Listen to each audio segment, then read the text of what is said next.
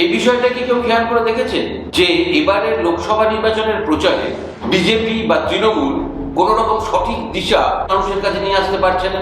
তৃণমূল আগে তাদের দেয়াল লিখনে সবসময় লিখত সততার প্রতীক, তারপর তাদের ঘাটফুলের চিহ্ন। একটি দেয়ালও গোটা পশ্চিমবাংলায় আপনারা দেখাতে পারবেন না যেখানে লেখা আছে সততার প্রতীক ঘাটফুল। বিজেপির প্রচারেও কোথাও দেখতে পারবেন না বিজেপি দেশের উন্নয়নের কথা বলছে। বিজেপি তার প্রচারে কোথাও তৃণমূলকে দুর্নীতিগ্রস্ত দল বলছে, যেন নিজেরা ধোয়া তুলসী পাতা, নিজেরা যেন কোনো দুর্নীতির সঙ্গে যুক্ত নয়।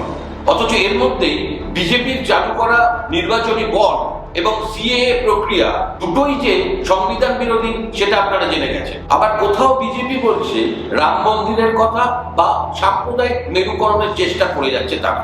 যদিও মূল্যবৃদ্ধি এবং বেকারত্বের যে প্রবল সংকট সাধারণ মানুষ তার জীবন দিয়ে প্রতিনিয়ত উপলব্ধি করতে পারছে, তার কাছে এই রাম মন্দির এবং সাম্প্রদায়িক মেরুকরণ অত্যন্ত ছেদ বিষয় হয়ে যাচ্ছে। অন্যদিকে তৃণমূল এখন ব্যস্ত নিজেদের সমস্ত দুর্নীতিকে চেপে রেখে মানুষের দৃষ্টি অন্যদিকে ঘোরাতে। তৃণমূলের মূল মুখোশ বা মুখ যাই বলুন না কেন, মমতা এখন ব্যস্ত তিনি বা তার দল কতটা হিন্দু ধর্মের প্রতি অনুগত সেটা দেখাতে।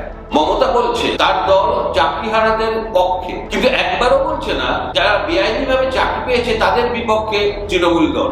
অর্থাৎ বেআইনি কাজ এবং দুর্নীতিকে তৃণমূল দল তথা মমতা বন্দ্যোপাধ্যায় সরাসরি প্রশ্রয় দিচ্ছে। আরেকটা বিষয়ও আপনারা খেয়াল করেছেন যেটা কড়া নজর এড়ায়নি, সেটা হলো এবারে নির্বাচনী প্রচারে বিজেপি বা তৃণমূল দল কোথাও দেশের কৃষি বা শিল্পের প্রসারের জন্য কোনো কথা বলছে না। অথচ প্রতিদিন মূল্য বৃদ্ধি হচ্ছে, প্রতিদিন বাড়ছে বেকারত্ব।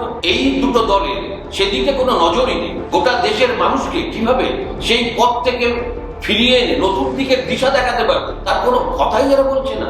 যেটা করলে দেশের মানুষকে একটা ইতিবাচক পথ দেখানো যেত, মানুষকে একটা আশার আলো দেখানো যেত, সেই পথ থেকে এই দুটো দল সরে গেছে অনেক দূরে।